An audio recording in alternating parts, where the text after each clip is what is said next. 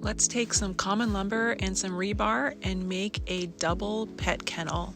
The plans for this project are available for free through a link in the description. Follow the cut list and use a miter saw or a chop saw to make all of your cuts. The recommended joinery is pocket holes since it's all 2x material. What you'll do is you'll build the front and the back frame using 1.5 inch pocket holes and 2.5 inch pocket hole screws. Make sure you use glue at all joints.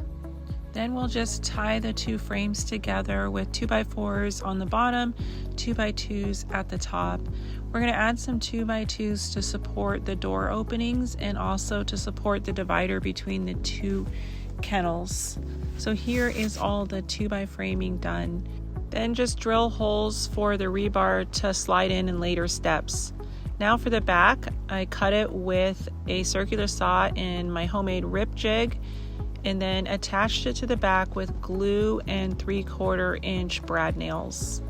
The next step is paint, because we want to do this before we drop in the rebar. All ready for rebar. We use 3/8 inch rebar. We cut it with a bandsaw. You could cut it with a circular saw with a metal blade or even a jigsaw, and then spray painted it black. This project is designed so the rebar just drops in from the top and then it sets in about 1/2 inch in the bottom of the frame, so it's not going to go anywhere. Rebar was inexpensive and strong. Now for the top, I'm using 1x boards for the top. I'm going to switch to 3/4 inch pocket holes. You can use the hand pocket hole jig to drill these as well. I have a Foreman. I keep it set for 3/4 inch material just for convenience and because I do a lot of projects. And then just attach the boards edge to edge with glue and 1.25 inch pocket hole screws.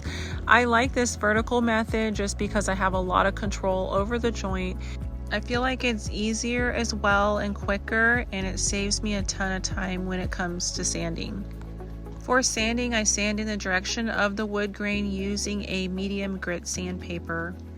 The doors are a 2x2 frame with the rebar set in. We had to paint around the rebar. The hinges are narrow hinges, and I'm going to surface mount them, pre-drill all the holes to prevent the wood from splitting.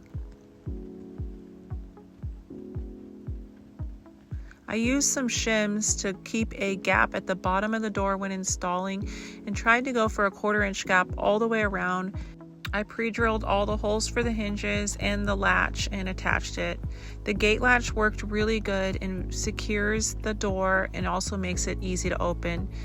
Finally, I attached the top with some 1 3/4 inch screws. The bottom has a gap that you can slide pet trays underneath for easy cleaning. Plans are linked in the description. If you build it, please send us a photo. We love seeing how your projects turn out. Thanks again for watching.